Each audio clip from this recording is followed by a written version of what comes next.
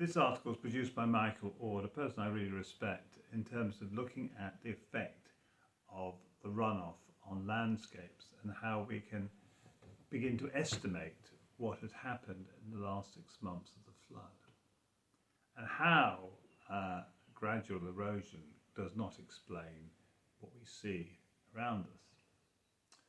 So, to give an example, for instance, where we have surface coal requires several thousand meters of overbearing rock to create the pressure and heat needed to create coal. So where's all that surface gone? It must have been eroded in the last 6 months of the flood. Likewise, we find great monuments of isolated rock formations, such as Devil's Tower in Wyoming, or the great pillars of rock in Monument Park.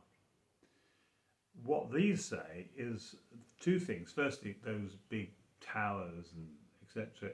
can only be thousands of years old. Millions of years would have destroyed the features because rock surfaces are very unstable, certainly over long periods of time.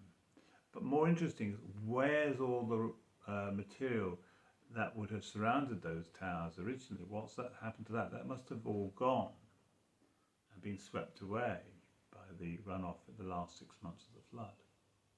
And likewise, another feature we see around the world is great domes, such as near where I used to live in Sussex.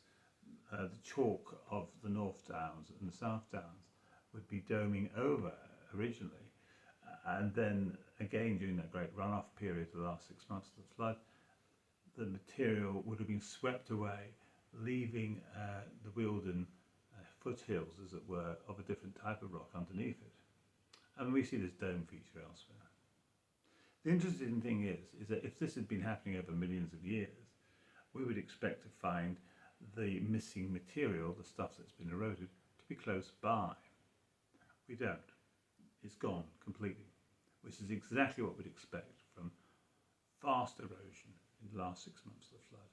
As far as we would know, this material is deposited by and large in the continental shelves at the edge of each of the continents. Huge amounts of runoff material dumped where we'd expect it to be, at the beginning of the oceans and the end of the continents. Again, huge amounts of evidence, it appears, for a worldwide flood, and shows that the Bible is indeed an accurate record and can be trusted. Well, thank you for listening.